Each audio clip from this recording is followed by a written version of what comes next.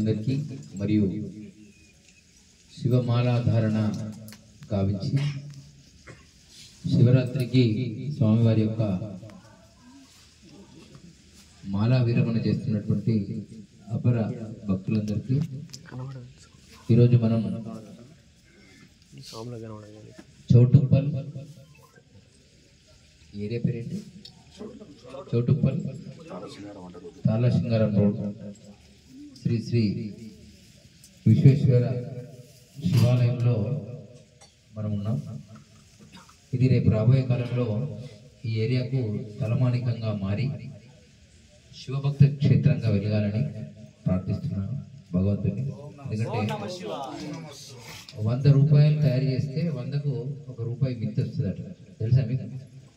100 దాకా నన్ను పెంచు, 100 తర్వాత నేను నిన్ను పెంచుతాను అని చెప్పింది. 100 అనేటువంటి సిద్ధాంతము 100కు 5 రూపాయల మిత్తి వస్తుంది, 2 రూపాయల మిత్తి వస్తుంది,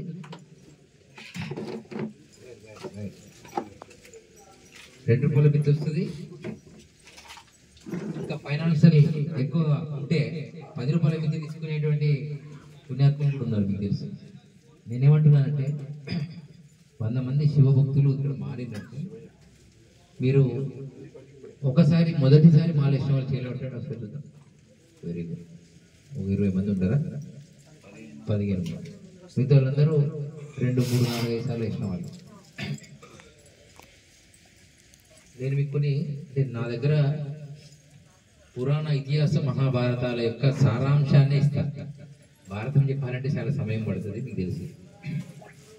నేను సూటిగా తత్వాన్ని తెలుసుకున్నా. వేదం వేరు, తత్వం వేరు. వేదం ఏం చెప్తుందంటే 4, 5 వేదాలు ఉన్నాయి మనకు. అందులో 4 వేదాలు ఇప్పుడు కనబడుతున్నాయి. ఒక వేదం కనుమరుగైంది. దానికి కారణము మన వాళ్ళే. అప్పుడు వేదాలు ఉన్నప్పుడు ముస్లిమ్స్ క్రిస్టియన్స్ లేరు, మన వాళ్ళే మార్చారు. ఒకప్పుడు సెల్ ఫోన్, ల్యాండ్ ఫోన్ ఉండే, పేజర్ వచ్చింది. తర్వాత ఏమొచ్చింది? మోటరోలా ఫోన్ వచ్చింది. తర్వాత స్మార్ట్ ఫోన్ వచ్చింది, ల్యాప్టాప్ వచ్చింది, ట్యాబ్ వచ్చింది. ఇప్పుడు ఏమైంది? మనకి మది భ్రమించి ఏం చేయాలో అర్థం కాక ఫోన్ పక్క పెట్టేస్తుంది. అంటే ఎంత కావాలో అంతే కావాలి, అంతకంటే ఎక్కువ వస్తే ఇబ్బంది.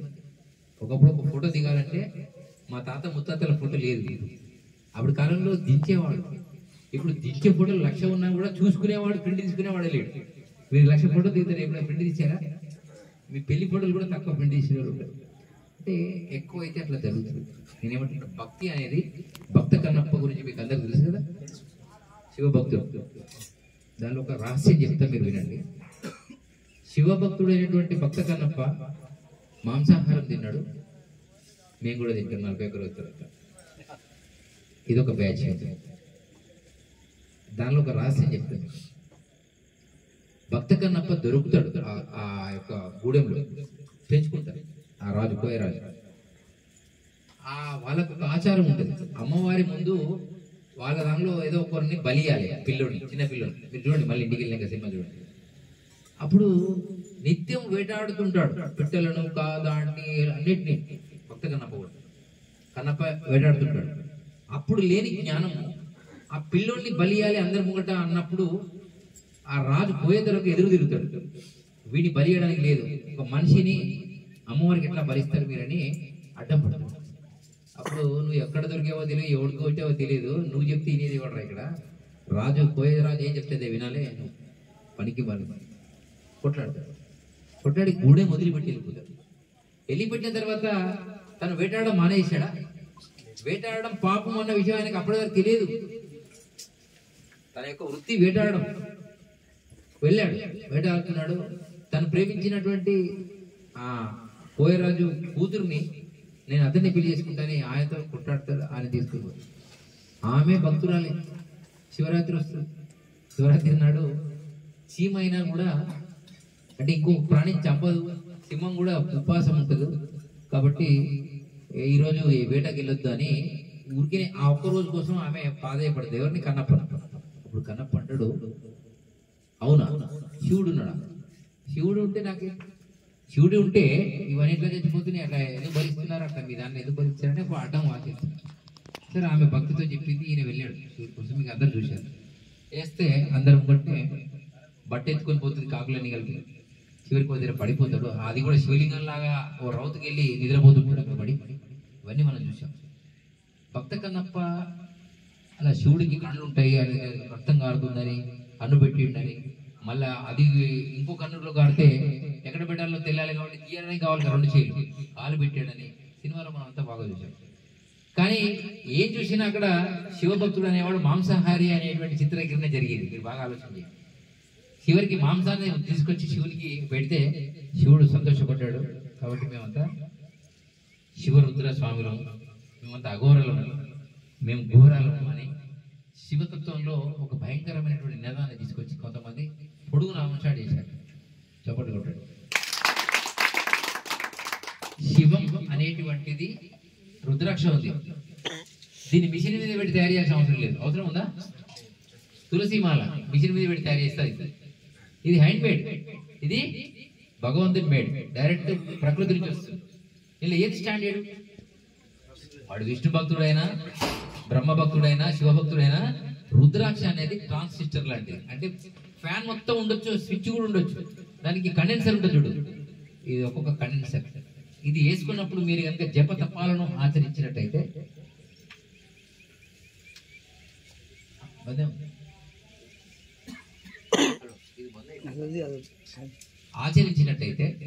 మన బాడీలో 72,000 నాడులు ఉంటాయి. ఎన్ని నాడులు? అందుకే భజన టైంలో మనం చప్పట్లు కొట్టడం, తాళాలు కొట్టడం, తబల కొట్టడం, గంభీరంగా పాడడం అనేది చేయడం వల్ల మన లోపల ఆ శక్తి తరంగాలు 41 రోజు దీక్షలో, 41 రోజు ఎందుకు పెట్టారు? 45 పెట్టుకోవచ్చు. 41 రోజుల్లో నువ్వు తిన్న భోజనం ఏదైనా సరే, అది కొబ్బరికాయ తిన్నా, చికెన్ తిన్నా, మటన్ తిన్నా, పండ్లు తిన్నా, పాలు తాగినా, అన్నం తిన్నా, తినకపోయినా నీకు రక్త మాంసాలుగా మారడానికి ఒక 41 రోజు టైం పడుతుంది. మనం పొద్దున తిన్నది 2 గంటలు అడిగిపోతుంది ఎట్లా లెక్క ఉందో, అలా 41 రోజు సమయంలో ఇదంతా శుద్ధి జరిగి నీ లోపల కొంచెం తయారైంది. అందుకే 41 రోజు మండలి తీసి, కొందరు ఏమైనా మేము 21 రోజు చేస్తాం, 11 రోజు వేయాలి. అది కేవలం ప్రాక్టీస్. ఇంట్లో ఆడవాళ్ళకు ఇబ్బందులు ఉంటాయి, పిల్లలు ఉంటాయి, ఇట్లా కొంతమంది 11, 12 రోజులు వేసారు కదా మీరు ఉంటారు. నువ్వు ఎన్ని రోజులు వేసావనేది ముఖ్యం కాదు. నీ లోపల ఆ భక్తి తత్వంతో ఒక్కరోజు వేసినా చాలన్నాడు. శ్రీకరమగు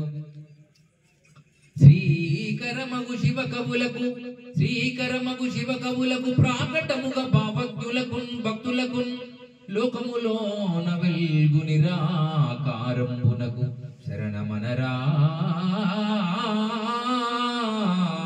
సిద్ధా.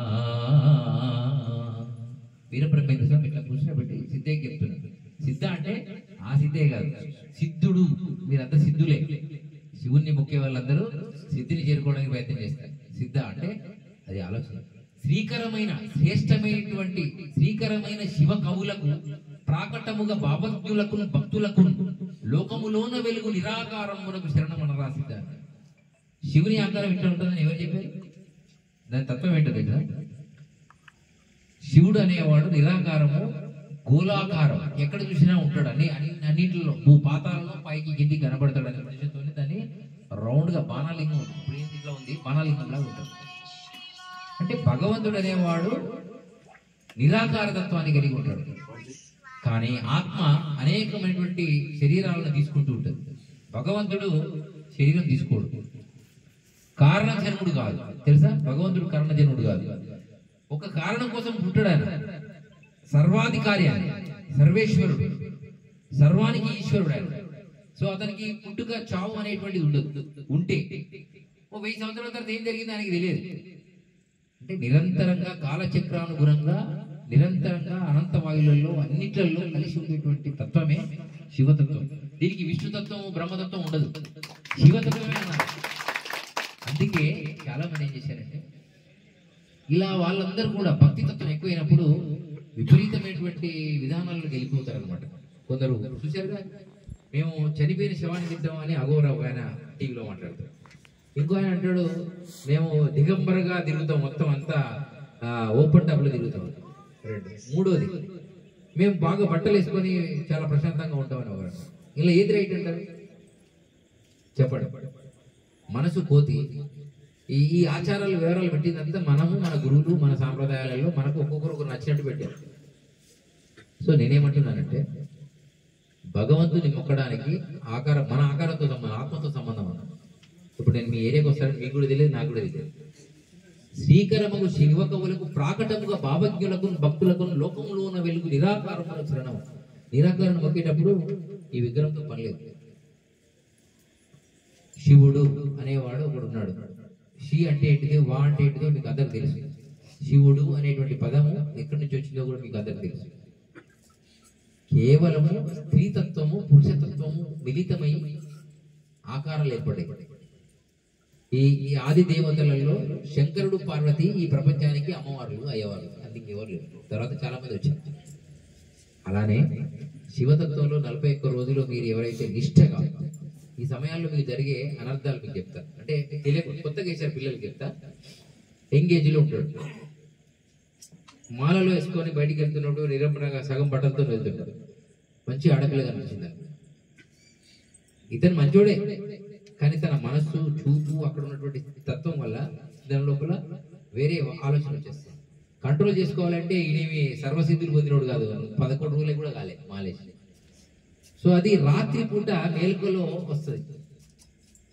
వచ్చి ఆ తత్వం అంతా ఈ మైండ్ అంటే ఫీడ్ చేసుకుంటే, ఈ టైంలో అది చేసుకోకూడదు అనే మైండ్ సెట్ ఉంటే తర్వాత ఇప్పుడు చేసే భోజనాలు కూడా, అయ్యప్ప భోజనాల సంగతి మీకు తెలుసు, మీ భోజనాలు ఎట్టుంటే నాకు కూడా తెలియదు, చెప్తున్నా. అతి కారం, అతి పులుపు, అతి భోజనం, అతి నిద్ర, ఈ 4 దీక్షలకు పనికిరావు. మనం ఏం చేస్తున్నామంటే ఒకటే పూట తింటున్నాం, రోజుకి ఒకటే. సరే ఏం చేస్తున్నారు తెలుసా, సమయం దొరికినప్పుడు 3 పూటలు కలిపి తింటున్నారు. ఈ యొక్క 41 రోజు తత్వంలో ఒక పూట తినాల్సిన భోజనం 3 పూటలు తినమని చెప్పింది శాస్త్రం. మీరేం చేస్తున్నారు, 3 పూటలు కలిసి ఒకటే పూట తింటున్నారు.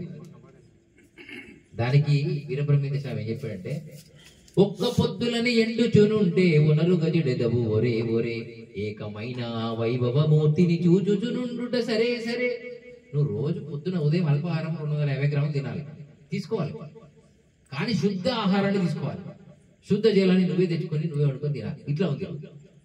250 గ్రాములు మధ్యాహ్నం, 250 గ్రాములు సాయంత్రం, 250 గ్రాములు, లేదా మధ్యాహ్నం 50 గ్రాములు, 500 గ్రాములు, సాయంత్రం 250 గ్రాములు, మొత్తం కలిసి ఎంత అయింది? 1000 గ్రాములు రోజులు నింపాలి. మనం ఏం చేస్తున్నాం, అల్పాహారం పేరు మీద 4 ఇడ్లీ తినాలి, 8 ఇడ్లీ తినడానికి ఏమైంది? దీనికి తక్కువ సిస్టమ్ ఏమని చెప్పారు, తినొద్దని చెప్పలేదు. నేను తినడం మానేసిన అనుకో, ఏమైంది తెలుసా, అల్సర్ ఫామ్ అయ్యి ఆ లోపల పేగులు ఉన్నటువంటి అన్నిటి తినేసి నీకు అల్సర్ వచ్చేస్తుంది. అది శివభక్తుడికైనా. పంతులు ఉన్నాడు కదా, ఇప్పుడు ఉండే కదా, పంతులు వెళ్ళిపోయాడా, ఉన్నాడు కదా, పంతులు గారు అడగండి. నీ దగ్గర వచ్చి సత్యనారాయణ వ్రతం చేయాలంటే ఆయన టిఫిన్ చేసి రావాలి. లేకపోతే మీతో ఆడుపుడు, అడుపెట్టు, ఇటు పెట్టు, ఆ మంత్రాలు ఈ మంత్రాలు తాగాలంటే ఏ పడిపోతాడు. అంటే తిని రావాలి, తన పని చేయాలి. కానీ మీకేం చెప్పాలి తెలుసా, మీరు ఉపవాసమే ఉండాలి. ఎందుకో తెలుసా, మీరు ఆయన నిరంతరం అదే పని చేస్తుడు. ఒక్కరోజు అంటే ఆయన ఉపవాసం ఉండగలుగుతాడు, కానీ నిరంతరం ఉండలేడు. నువ్వు ఒక్కరోజు ఉండగలుగుతావు, కానీ ఆయన రోజు ఉండలేడు. ఉండొచ్చు, రోజు ఉండేవాడే ఉపవాసం ఉన్నట్టు. శాకాహారుడు ఉపవాసం ఉండవలసిన అవసరం లేదు. వీళ్ళు శాకాహారం చేయలేవటండి, 41 రోజుల తర్వాత శాకాహారులు ఎవరైనా, వెరీ గుడ్. వీళ్ళెవ్వరూ ఉపవాసం ఉండవలసిన అవసరం లేదు. ఎప్పుడైనా, ఎంతైనా, ఎక్కడైనా, ఎప్పుడైనా తినచ్చు. ఇది శాస్త్రం. ఎవరైతే శాకాహారులు కాని వాళ్ళు ఉంటారో వాళ్ళు వారానికి ఒకసారి ఒక్క పొద్దు ఉండాలి. అందుకే మన వాళ్ళు ఒక్క పొద్దు పెట్టారు ఏదో పేరు మీద. నీ బాడీలో ఉన్నటువంటి కొందరు సోమవారము, శుక్రవారము ఏదో ఒక్క పొద్దులు ఉంటారు. కేవలం హిందువులలోనే 7 వారాలు ఒక్క పొద్దులు ఉంటాయి. ఒకఆయన గురువారం తినడు, మరి శుక్రవారం తింటాడు, ఇంకొక శనివారం తినడు, ఒకఆయన ఆదివారం తినడు, ఒకఆయన సోమవారం తినడు, ఒకఆయన మంగళవారం తింటాడు. నేనన్నా మన తత్వంలో తినడమే లేదు, అంటే జీవహింసనే లేదు. జీవులను వధించి జీవికి వేసేన, జీవులను వధించి జీవికి వేసేన, జీవదోషములను చిక్కుబడును, జీవహింస చేత చిక్కునా మోక్షంబు, కాళికాంబ హంస కాళికాంబ. జీవిని చంపి ఇంకో జీవికి పెట్టడం అని చెప్పినా, పెట్టుమని చెప్పినా, తినుమని చెప్పినా, సంస్కారత చోపాడితే కాతే గచ్చే గచ్చగానే ఒక శ్లోకం ఉంది. చంపుటకు సలహానిచ్చేవాడు, వండువాడు, వడ్డించేవాడు, తినువాడు, తినుమని చెప్పేవాడు 8 మంది పాపాత్ములు ఉంటారు అక్కడ. ఒక ఆయన ఉంటాడు, నేను శాకాహారం అండి, కానీ మా కొడుకుకి బర్త్డే ఉంది, ఇలా చికెన్ తెప్పించిన, అందరూ పార్సిల్ బయటికి వెళ్ళి తెచ్చుకుని తిన్నారు. ఆ ప్రాణం పోవడానికి నీ యొక్క పని అంటే నీ సమయము, నీ టైము, నీ యొక్క ఆలోచన, నీ పైసలు పోయినాయి అంటే నీకు ఆ పాపం నీకు వచ్చినట్టే. ఒక మాట చెప్తాను, నేనే ఎవరినో మర్డర్ చేసి అనుకుందాం. మర్డర్ చేసిన తర్వాత ఆ పాపం నాకు వస్తారా? వస్తుంది, గ్యారంటీ. లేదు మర్డర్ చేయించాను ఎవరితోనో పైసలు ఇచ్చి, వాడు దొరికాడు, దినాదనా కుదుతాడు పోలీసు వాళ్ళు. వాడు ఫస్ట్ ఎవరి పేరు చెప్తాడు? ఫస్ట్ వాడు పక్కకు పోతాడు, ఏమని నేనైతే. అందుకనే మీరు ఎట్లా చేసినా తప్పే. కానీ మరి ఎట్లా స్వామి నేను లారీ మీద పోతున్నా, బస్సు కింద చీమొచ్చి పడిపోయింది ఎట్లా అని మీరు అనొచ్చు. ఇది కూడా ప్రశ్న, అవునా కదా? ప్రశ్నలు అన్ని ప్రశ్నలు. నీ మనసులో చంపకూడదు అనే ఆలోచన ఉండాలి, చంపింది తినకూడదని ఆలోచన ఉండాలి. ఒకవేళ నీకు ఆలోచన ఉండి కూడా ఎవడైనా కలిపిలో పెడితే ఆ పాపం పర్వం ఆ పట్టినోడికి, ఆ కలిపినోడికి వస్తుంది. ఇది మీరు ఆలోచన, ఇది మీకు యథార్థం అనిపిస్తుంది. అర్థమైందని చెప్పేది. అంటే నీ మనసు లోపల అది ఉండకూడదు. సడన్ గా ఎవరైనా చేస్తే ఆ కర్మకు సంబంధించిన వాడికి వస్తుంది. ఇదే జరుగుతుంది లోకంలో. నువ్వు తెలిసిన తెలియకైనా అగ్ని కాలుతుంది కదా, అట్లానే ఎవరు చేసిండో వాడికి సూటిగా వెళ్తుంది. అయితే అంతరంగమందు అపరాధములు చేసి, అంతరంగమందు అపరాధములు చేసి మంచివాని వలె మనుజుడుండు, ఇతరులెరుగకున్న ఈశ్వరుండెరుగడ విశ్వదాభిరామ వినురవేమ. ఇప్పుడు నేను గురువును కదా అని నేను సాటుకి ఎన్ని చేసి నడుతుంది, మళ్ళీ అడ్డం నామలు పెట్టుకొని వచ్చి ఓ నో శివాని మళ్ళీ మాలలేసి మళ్ళీ కూర్చుండి మళ్ళీ 40 వస్తుంది, మళ్ళీ తాడి చెట్లు పొడి తిరిగితే మళ్ళీ గదే కదా. ఒక్కసారి ఒక్కడికి కనబడదు అది చూపు, రహస్యం ఒక్కడికి కనబడదు అది. అందుకనే భగవంతుని యొక్క దృష్టి పైన నీ లోపల ఉండాలి. అది నువ్వు శివమాల వేస్తావా, అయ్యప్ప వేస్తావా, హనుమాన్ మాల వేస్తావా, ఇంకో మాల వేస్తావా సంబంధం లేదు. ఈ మాల యొక్క ఉద్దేశం అది. ఈ మాలలో 108 పూసలు ఉంటాయి. 108 దేనికి ప్రతీక? 9 టొంగుల 81, అవునా? అవునా కదా? 81 అంటే అయితే మళ్ళీ 9 అయింది. సో ఈ 108 అంటే ఎంత? ఎక్కడికి పోయినా 9 కాడ అవుతుంది అనమాట. రామానుజ విగ్రహం పెట్టిండు చిన్నజీర స్వామి, 216 ఫీట్లు. ఎంత దాని నంబరు? అన్ని అవే 9 అనే నంబర్ కాడ అయిపోతుంది. నీ నవగ్రహాలు, నవరంధ్రాలు ఇక్కడికి వెళ్ళి ప్రాణాలు ఫైనల్ అయిపోతుంది. పంచభూతాలు ఏదైతుందో మన లోపల పంచ జ్ఞానేంద్రియాలు ఎట్లయితే ఉన్నాయో నవరంధ్రాలతో ఫైనల్ అయిపోతుంది. సో ఆ నవరంధ్రాన్ని కొంచెం కంట్రోల్ చేసుకోవడానికి 41 రోజుల్లో శుద్ధ ఆహారాన్ని, శుద్ధ మనస్సును పెట్టి మీరు పూజ చేయండి. పూజ అంటే ఇక అభిషేకం అంటే ఈ మధ్య కుండలు కలిపి పోస్తారు. అది పెరుగు కానీ, తేనె కానీ, పాలు కానీ, నీళ్లు కానీ, పసుపు కానీ, ఉప్పు కానీ. శివుడు ఏమన్నాడంటే కర్మకాండను తప్ప చేయమని చెప్పాడు. ఎవరికైనా బలి చూడు ఏమన్నాడంటే, రూపరహితునకు రూపము కల్పించి కర్మకాండ పెంచి కలుషమతులు ధర్మమార్గములను ధ్వంసంబు చేసిరి కాళికాంబహంస కాళికాంబ. కంటిన్యూషన్ చేయగలను 3 నిమిషాలకు ఒకసారి కట్ చేయాలి, దీన్నే ఉంటుంది.